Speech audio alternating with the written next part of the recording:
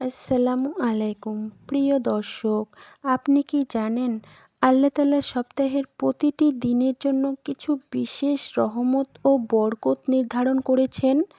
আজকে আমরা জানব বুধবার এই দিনটিকে কেন রহস্যময় ও বরকতপূর্ণ করেছেন, আর কি কি আমল করলে আল্লাহ আমাদের ভাগ্যের দুয়ার খুলে দেন। বুধবারের ফজিলত ও তাৎপর্য। বুধবারকে অনেক আলেম বলেছেন ইয়াউমুল বারাকাহ, অর্থাৎ বরকতের দিন। হজরত মুহাম্মদ সাল্লাল্লাহু আলাইহি ওয়াসাল্লাম বুধবারে কিছু বিশেষ দোয়া করতেন এবং বলতেন, যে ব্যক্তি বুধবারে সৎ কাজের উদ্যোগ নেন আল্লাহ তার কাজে বরকত দেন। ইতিহাসে দেখা যায় অনেক নবী ও আউলিয়ার দোয়া বুধবারে কবুল হয়েছে, যেমন হজরত আইয়ুব আলাইহিসসালাম এর দোয়া। বুধবারে সকালবেলায় কিছু আমল করতে হয়।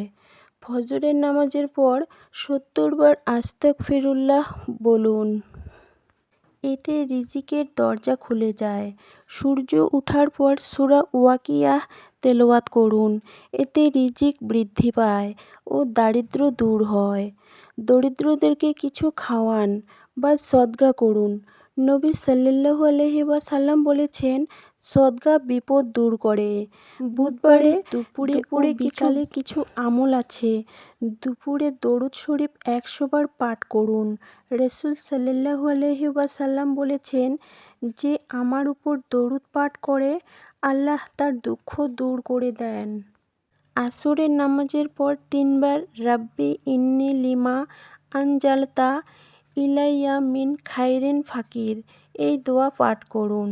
এটি হলো হজরত মুসা আলাইহিসসালাম এর দোয়া। এতে রিজিক ও কাজের সুযোগ আসে। সূরা ইখলাস ৩ বার, সূরা ফালাক ও সূরা নাস ১ বার করে পাঠ করুন, এতে নজর ও হিংসা থেকে রক্ষা পাবেন। বুধবারের রাতের আমল। মাগরিবের পর ২ রাকাত নফল নামাজ পড়ুন। প্রত্যেক রাকাতে সূরা ফাতিহার পর সূরা ইয়াসিন পাঠ করুন, আল্লাহর সন্তুষ্টি ও ভাগ্যের উন্নতির জন্য। সূরা আল মুলক তেলাওয়াত করুন, কবরের আযাব থেকে মুক্তি পাবেন। আর দোয়া করুন, আল্লাহুম্মা ইন্নী আসআলুকা মিন ফাদলিকা ওয়া রাহমাতিকা ফা ইন্নাহু লা ইয়ামলিকুহা ইল্লা আনতা, অর্থাৎ আল্লাহর অনুগ্রহ ও রহমত কামনা করা। প্রিয় দর্শক, ভাগ্য কখনো নিজে খুলে যায় না, ভাগ্য খুলে দেন আল্লাহ তাআলা। আমরা শুধু আমল করি, দোয়া করি এবং আল্লাহর উপর ভরসা রাখি। প্রতিটি বুধবার এই আমলগুলো নিয়মিত করলে ইনশাআল্লাহ আপনি দেখবেন শান্তি, রিজিক ও সৌভাগ্য বৃদ্ধি পেয়েছে। যদি ভিডিওটি ভালো লাগে লাইক, শেয়ার ও সাবস্ক্রাইব করতে ভুলবেন না।